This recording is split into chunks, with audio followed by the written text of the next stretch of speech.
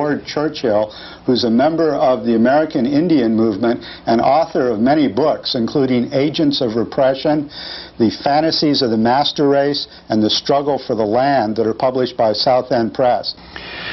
The movie Incident at Oglala has received a lot of fame. A lot of people have been seeing it. Can you tell us about that movie and the principal person involved? Well, the principal person involved as the subject of the film is a man named Leonard Peltier, who is sitting in a cage at Leavenworth Federal Prison right now as a result of being accused of having killed 2 FBI agents who were in the process of engaging in an armed invasion of the Oglala Lakota, or Pine Ridge Reservation, located, as Russell Means would put it, between Nebraska and South Dakota, meaning it's on the South Dakota-Nebraska line, but he doesn't acknowledge it being part of either state. It's an independent nation in his view, and by law it should be considered that way as well. During the 1970s, the American Indian movement, which has sometimes been referred to as the shock troops of Indian sovereignty, took a stand on the Pine Ridge Reservation under the provisions of the 1868 Fort Laramie Treaty to insist upon the exercise of Indian treaty rights there, to self-determination, economic self-sufficiency, jurisdiction over their own property, and so on. These are legal points that are brought out in U.S. as well as international law. That was such a threatening concept to the federal government, the idea that its own law would be enforced with regard to Indians, that it sent in essentially counterinsurgency specialists from the United States Army, from the Pentagon, the 82nd Airborne Division, and from Fort Bragg, and a number of counterintelligence specialists from the Federal Bureau of Investigation to mount what in their internal documents they refer to as a suppression of insurgents. They engaged in an exercise of counterinsurgency within the borders of the United States within the past 20 years. The counterinsurgency is not a law enforcement technique. I want to make this clear. It's not taught in police academies. It's taught at the Special Warfare School. It is a technique that is employed. It's a doctrine, in fact, which is taught at the War College, and a set of techniques employed by groups like the Special Forces. This was applied inside the United States on people who were construed by the government of the United States, rightly or wrongly, and I would argue wrongly, but nonetheless they viewed the people who were the targets of this as being citizens, the domestic citizenry of the United States. They fought the South over a 3-year period of time, beginning in 1973, ending sometime in mid-1976, primarily through use of a surrogate organization called the Goons, Guardians of the Oglala Nation, which were commanded, controlled, funded, in fact founded by federal agencies, primarily the FBI. The Goons were equipped by the FBI with automatic weapons, armor-piercing ammunition, various explosive devices. They were provided with field intelligence and so on by the FBI to go out and neutralize, and that's the term they employed, members of the opposition, American Indian Movement members and American Indian Movement supporters, members of the grassroots traditional organizations among the Oglala Lakotas, in order to end this drive towards treaty rights and self-determination. As a consequence, a minimum of 69 members and supporters of AIM died during that period of time. The FBI, which exercised primary jurisdiction on the reservation during that period, did nothing to prevent it. In fact, made various awards to certain of the participating members. A number of these murders were witnessed. In each case where there were witnesses, the killers or the assailants were identified as being members of this goon squad, which in effect functioned as a death squad for purposes of imposing a certain political control, political order upon the colonized people there. Along about 1975, for the first time, the traditionals were just getting hammered by this. They're sustaining casualties, not just fatalities, but there's another 340-odd people who were seriously physically assaulted on this reservation. And it's only 10,000 people.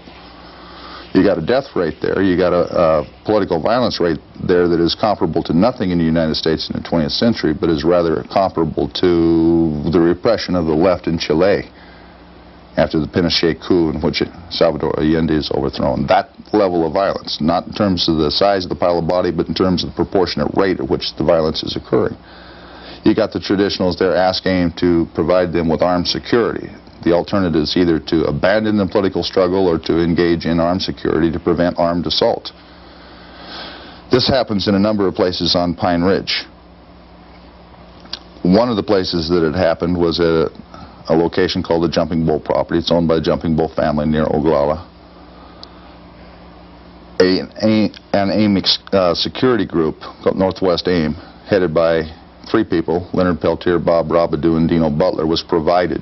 There were about 8 members there to provide security to the Jumping Bulls. This becomes a point of attack by the FBI. There's a number of stories that are brought out to explain why a pair of agents went in there 2 times in 2 days in order to interact, shall we say, with the AIM people inside, all of which turned out to be false. What appears to have happened is that they sent 2 agents, Jack Kohler and Ron Williams, onto the Jumping Bull property under a pretext of serving a warrant on a guy they knew wasn't there, in order to provoke an armed altercation with the people who were inside, who were expected to be 8 fighters. Once the fighting broke out, then they expected to be reinforced by an approximate 150 SWAT-trained personnel that were pre-positioned in the immediate area, and they'd just roll up the AIM camp. But they would also have a sensational incident that would allow the FBI to bring extraordinary force to bear on the reservation to finish this off once and for all, this little war they had going, because they hadn't been able to destroy the movement. They had not been able to destroy the resistance despite the degree of physical pain that had been inflicted over the preceding 2.5 years. It didn't work out. There were about 30 Indians there instead of 8. The 2 agents got cut off from their expected reinforcements. They got killed. It's not known with any clarity outside of the American Indian movement who it was that killed the agents. It is known within the Indian movement who killed the agents, which is to say it is known that an individual that I was referring to earlier, sitting in prison for that act, Leonard Peltier, did not pull the trigger that killed the agents. He was involved in the firefight, but he was not the killer. Ultimately, you have a whole kind of show trial that would be worthy of Joe Stalin in the Soviet Union. You have essentially a showpiece trial, a kangaroo trial, in order to put someone in jail for this. That someone ends up being Leonard Peltier, who was felt to be, by the people who tried him, by the FBI, by the courts, be a significant figure in the resistance. And what they wanted to symbolize was the kind of punishment, the consequences that would be inflicted on anyone who resisted armed incursion by the forces of the United States in Indian country, that these would be cost prohibitive and ultimately no one would want to do it. Leonard Peltier, therefore, symbolizes the ability of the federal government to impose its will upon oppressed people and get away with it, make it stick. Conversely, should we be able to get him out of this cage that they put him in for this act that he did not commit, he would symbolize our ability basically to arrive at an opposite outcome, to deny them the prerogative to imposing their will upon peoples at whim. So he's taken on a life and a meaning and a dimension that transcends himself and his individual case. Now that's what the movie is about, and that's the context in which it occurred. So for years you've been carrying out a Free Peltier campaign, and has it had any positive consequences? Do you see any possibility that this might work, that he might actually either get another trial and possibly be exonerated or simply be freed? Well, the stakes in this are very high, okay, partly because of the symbolic reasons that I was talking about. If he were to emerge from the prison as a free man, then it would symbolize that the government cannot sustain the kinds of consequences it needs to sustain in order to be able to, without any appreciable resistance at all, visit these kinds of horrific policies on people year in, year out, generation in, generation out, and at this point century in, century out. So it would be a very negative symbol from their point of view. The other thing is the way that the case has been handled in the context in which this occurred. Should he come out, should there be a breach in this insistence that the guilt is on the side opposite the government, then you open several lines of potential criminal culpability for people within U.S. police and intelligence agencies and in governmental positions that run out into fairly high levels, so they're not really comfortable with that. It also suggests major error on the part of the U.S. judiciary, possible collusion and complicity in a cover-up, the factual circumstances of a case, the leaving of a human being as a bona fide, uncontestable political prisoner, perhaps prisoner of war in a U.S. institution, something they've been loath to do. You see the ramifications string out. On the other hand, the Eighth Circuit Court of Appeals has acknowledged the fact that the evidentiary chain by which he was convicted of murder in the first place no longer exists. Consequently, he is not validly incarcerated for murder. He's entitled to retrial. The prosecution has argued that he was not convicted of murder, although that was their case that was presented. The evidentiary rulings at trial follow the line of thinking that he is being tried as a principal, and the closing argument of the prosecutor at trial was that he in fact did it. The Eighth Circuit Court, as a result of that, concluded he was not in prison for aiding and abetting in a murder either. He's not in prison for murder, at least not validly so. He's not in prison as a result of having been tried and convicted of aiding and abetting in a murder. The only question they didn't answer is, if that's the case, what's he in prison for?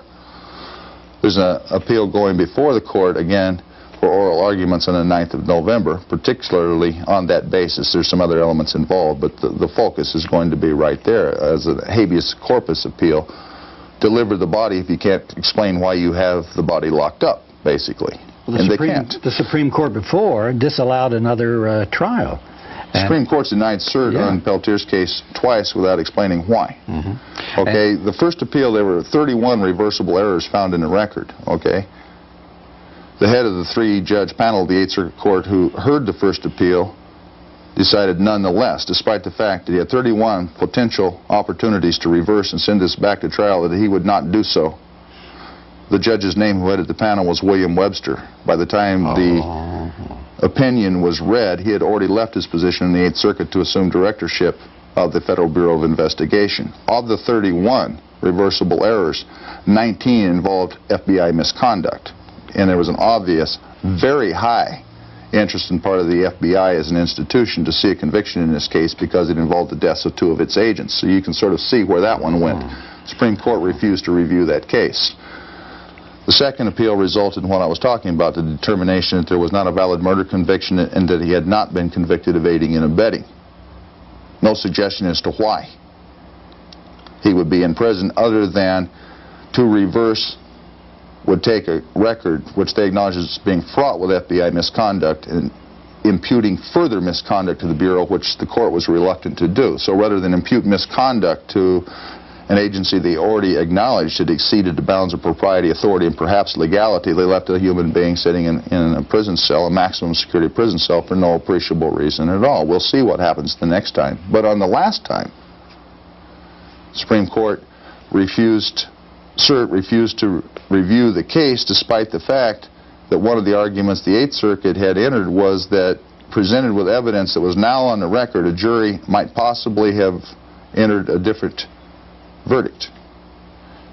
They maintained that in order to reverse, it was required that they conclude that a jury would probably have reached a different verdict.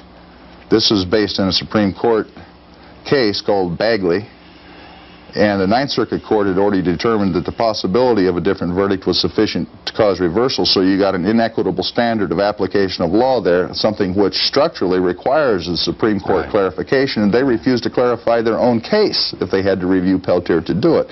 So that's our situation here. There are compelling reasons why I should say this case will be resolved if there's any modicum of justice involved in the American judicial system. But on the other hand, the political realities and the history of the case strongly suggest that there will not. It's going to take a good deal more expression of popular outrage at the nature of justice reflected in this case, I think, before either politically or judicially or both the United States is systemically moved to do something about it, to effect justice. And meanwhile, Amnesty International still has Leonard Peltier as listed as one of America's political prisoners. As a political prisoner, but not a prisoner of conscience. If he was dead, he would be a prisoner of conscience. Well, he would be a victim of whatever it was that caused him to be a person of conscience, I guess. Under amnesty rules, he cannot be adopted as a prisoner of conscience because he had the audacity to defend himself against armed attack, and apparently under their rubric you're not supposed to do that. And he's acknowledged that he did in fact participate in the firefight, that he fired at the agents. That's the same with the ACLU. They won't get involved in it because there was some type of armed conflict involved, right? Well, the ACLU has managed to become involved in several cases involved armed conflict when there were extreme right-wing organizations at issue. And they've gone increasingly that direction. I won't draw any further conclusions as to what that means, but the ACLU has to live with itself. Peltier, I want to put this forward clearly, is not a good shot. He fired from a distance and acknowledged that. His acknowledgement of his participation is simply an honest statement. Yes, I fired in self-defense. He has said, and is corroborated by everyone who was there, that he didn't hit anybody for the simple reason that he was probably not capable of hitting anyone. He was firing wild every time. One of his co-defendants, Bob Robidoux, on the other hand, has stated quite clearly on the record during his trial, I shot them both. All right? The first rounds that went into each agent were from a .44 Magnum Ruger rifle, fired at distance. As Robidoux testified, I was the only one with a .44 mag. Both the initial wounds were mortal wounds. Bob Robidoux has, in effect, said, I killed them both. They would have been dead.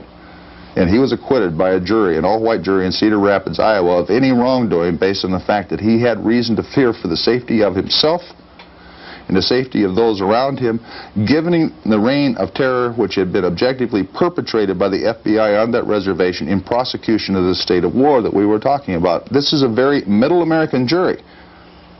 Found Robidoux and his co-defendant, Dino Butler, who both acknowledged having fired at the agents, and Robidoux of having hit them mortally. Of any wrongdoing, no murder, self-defense. This is a jury speaking. This is a federal case, the same case for which Peltier was subsequently tried. And note, you have a jury of middle American, rednecks if you will, who reached a conclusion that no murders had occurred. Self-defense and murder are mutually exclusive propositions. So if no murders had occurred, that was a jury determination. One has to ask the question of why they took Leonard Peltier to trial at all. That way as well. During the 1970s, the American Indian movement, which has sometimes been referred to as the shock troops of Indian sovereignty, took a stand on the Pine Ridge Reservation under the provisions of the 1868 Fort Laramie Treaty to insist upon the exercise of Indian treaty rights there to self-determination, economic. LeRoy Churchill, who's a member of the American Indian movement and author of many books, including Agents of Repression, The Fantasies of the Master Race, and The Struggle for the Land, that are published by South End Press. The movie Incident at Oglala has received a lot of fame. A lot of people have been seeing it. Can you tell us about that movie and the principal person involved? Well, the principal person involved as a subject of the film is a man named Leonard Peltier, who is sitting in a cage at Leavenworth Federal Prison right now as a result of being accused of having killed 2 FBI agents who were in the process of engaging in an armed invasion of the Oglala Lakota, or Pine Ridge Reservation, located, as Russell Means would put it, between Nebraska and South Dakota, meaning it's on the South Dakota-Nebraska line. But he doesn't acknowledge as being part of either state as an independent nation in his view. And by law, it should be considered self-sufficiency, jurisdiction over their own property, and so on. These are legal points that are brought out in U.S. as well as international law. That was such a threatening concept to the federal government, the idea that its own law would be enforced with regard to Indians, that it sent in essentially counterinsurgency specialists from the United States Army, from the Pentagon,